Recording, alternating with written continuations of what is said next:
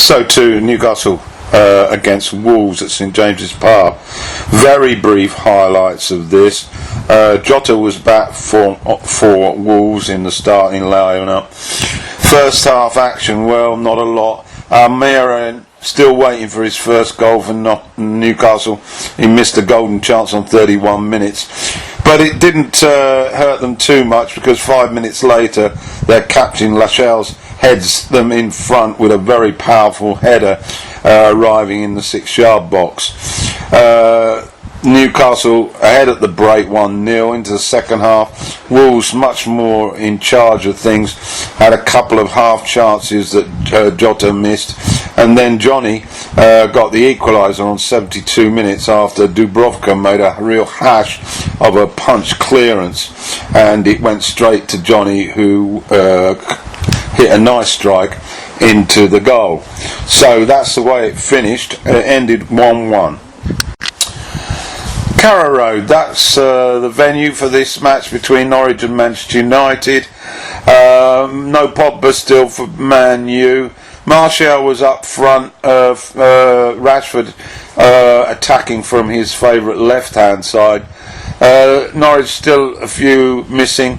But anyway, let's get into the action. 4 minutes, a good run by Aarons on the right. But he picked out Cantwell near the penalty spot, but the effort was high and wide. 10 minutes, Pereira for United had a shot from distance, just wide of Krul's goal. Krul was to have a very eventful match. So 18 minutes, a nice link-up play between Martial and Rashford, and the shot was cleared by Krul. And then 19 minutes, Krul again acrobatically managed to push a flying header from Martial over the bar, and that was really from just a couple of yards.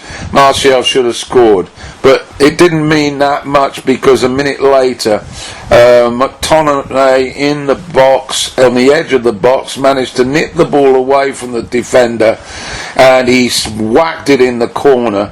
Defensive naivety by Cantwell, class finish from the United midfielder, and United were 1 up. The more and more I saw of McTominay, the more and more I was seeing a 5-star performance. This young man has come on in leaps and bounds. 26 minutes anyway. James was put through, the defender followed him through, and they both fell down in a heap. James leaning on into the defender, but after a VAR check, mysteriously a penalty was awarded. It was really no penalty. However, Rashford stepped up and he hit it straight at Krul, so it remained 1-0. But then only a matter of 3 minutes later, James again causing trouble down the right, and he hit a great long pass across the penalty box. Rashford far too quick to the defender, and he eased it wide of Krul, and that was 2-0. Poor marking again by the Norwich defence. 32 minutes, Rashford in from the left, far too quick, but his effort was pushed behind by Krul. And then on 38 minutes, a sole effort from Norwich on the break. This time Cantwell's effort, but De Gea managed to tip it over. And just before the break, Fred had a shot and hit a defender's arm, again a long way, and VAR had a look at it and awarded a second penalty. Well, United switched the penalty takers to Martial, but the result was much the same. Krul made a dramatic save, and so we went into the break with United 2-0 to the good. Second half action then. Within a minute of the restart, Aarons had made a great run down the right to the byline, and he centred it for Pukki, but unfortunately the Finnish striker put it wide of the mark. Overall, United had a much better attitude, I felt. They were pressing quickly. The midfield was particularly Fred, I thought, who was very poor in their last outing, was outstanding chasing down Norwich midfield. But on 52 minutes, Martial managed to get beyond Amadou, and he got his shot away. But again, Krul, who'd had a really great game, managed to be big again and push it away. 65 minutes, some more good work by James, but Rashford's header was poor. And then on 71 minutes, Norwich, Fernandes managed to get a shot away from just inside the left side of the box, but it was easy for De Gea. A minute later, and the killer for Norwich, a delightful move by United, link-up play between Rashford and McTominay involved as well. Rashford's back heel beautifully into the path for Martial, whose delicate dink over Krul hit the net, and it was 3-0 for United. Well, that was really game over. However, on 87 minutes, a rare mistake by McTominay, and Hernandez ran clear and slotted it in the corner for a consolation goal. That was the final score. Full time then, Norwich 1, Manchester United 3. Man of the match, McTominay. So to the Emirates then, it's Arsenal against Crystal Palace. Crystal Palace team news, Townsend was in for Sloop. That was their only change. Arsenal, still no Ozil. Strange sort of game really. Arsenal totally in charge for the first half an hour, and then things started to slide. Let's get into it anyway. Early chance for Arsenal, 7 minutes. There was a lot of activity in the box. Palace tried to clear their lines on a couple of occasions. This followed a corner, and eventually the ball came to Socrates, who was only a few yards out, and he managed to connect with the ball, and he hit it into the ground, and it bounced over the defender on the line, and Arsenal were in front 1-0. A mere 2 minutes later, another corner flicked in to the far post, and Luis was there, the other central defender, to nick it in the top corner. So Arsenal were in dreamland really, 2-0 up after 9 minutes. Hennessy then kept out a good effort from Lacazette, which would have made it 3. But Palace then started to get into it. Zaha started to look more menacing, and when one of his typical runs in from the left, moving in towards the penalty box, and he got clipped. Down he went, and initially the referee waved play on and gave a yellow to Zaha for diving, but then the VAR had a look at it and thought the opposite and awarded the penalty. Well, penalties for Palace mean goals. Milivojevic back in the starting line after his suspension converted, and so it was 2-1 after 32 minutes. It remained like that until the half, and then into the second half Arsenal got more and more fidgety. Palace got more and more confident, and then on 52 minutes a MacArthur crossed from the byline, found Ayew in the centre, who managed to get between the two defenders, headed the ball home, and we were back level 2-2. The Arsenal faithful was starting to get very restless, and then Emery,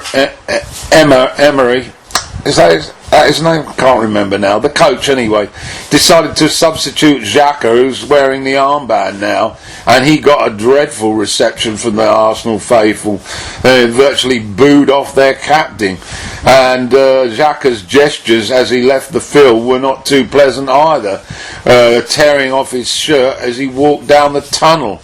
So big problems again for Arsenal, I think. After that, there was a very controversial disallowed goal from Socrates again inside the box, but there was VAR ruled a push, so it was chalked off. Luiz had a great save on time from the Palace keeper, but it finished 2-2. Big problems for the Gunners, I think. So to the match of the weekend then at Anfield. Liverpool, the league leaders, against Spurs, both coming off Champions League emphatic wins. Lovren was still in for Matip in the defence. The heroes from Liverpool's Champions League game, Oxlade-Chamberlain, who's back on the bench, and Lallana, who scored the equaliser at Old Trafford, he was warming the bench alongside him.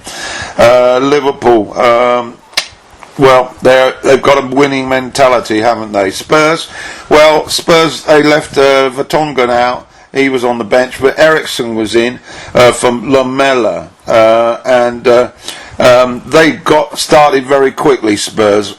We had only had 47 seconds when a breakaway, Son got hold of it. He headed towards the penalty box. He hit a ferocious shot which hit a defender and managed to collide with the bar, and then the rebound, and Kane, anticipating following up the shot, managed to dive and head the ball in the corner. Alisson, no chance. Spurs 1 up and not a minute on the clock. After that, the pace of the game was quick but a little bit disjointed. Liverpool in possession, Spurs on the break. First meaningful attack by Liverpool from Robertson, but Spurs keeper held the cross. Up to 20 minutes, no real clear chance for Liverpool yet. Although Salah had a snapshot from a Mane knockdown, but it was routine for Casanegra. Casanegra had a great game, more of him later. 23 minutes on the break, Spurs. Ali went close, but Eriksen's final shot just wide, but it was a warning for Liverpool. 26 minutes, Casanegra, 2 great saves. First from Salah's header that was heading into the top corner, and then a follow-up. Firmino's effort was put round the post.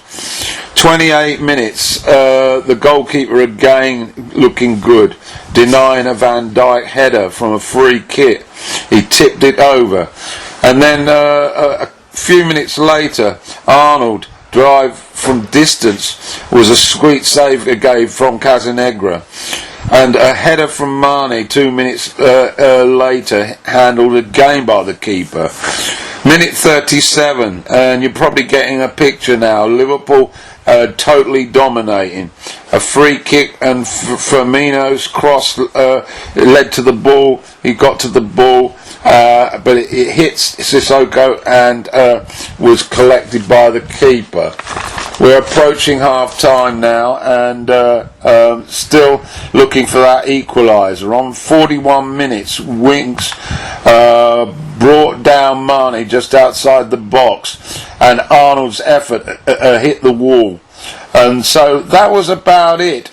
Spurs holding on to the lead, Liverpool looking more and more dangerous. Half-time score, Liverpool 0, Spurs 1. Second half then, Liverpool in possession, what a surprise, and the fullbacks were coming more and more into it.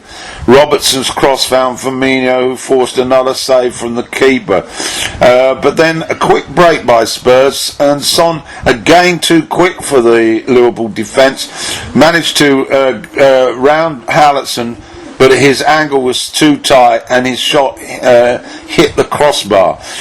Could have been 2-0, but it remained as just a single goal, and they paid for it, because on 51 minutes, after a lot of pressure once again, poor clearance by the defence, and Henderson popped up to sweep it home to level the tie. It was a bit scruffy. Henderson doesn't score many goals, but Liverpool were euphoric. They had levelled it, and it was 1-1.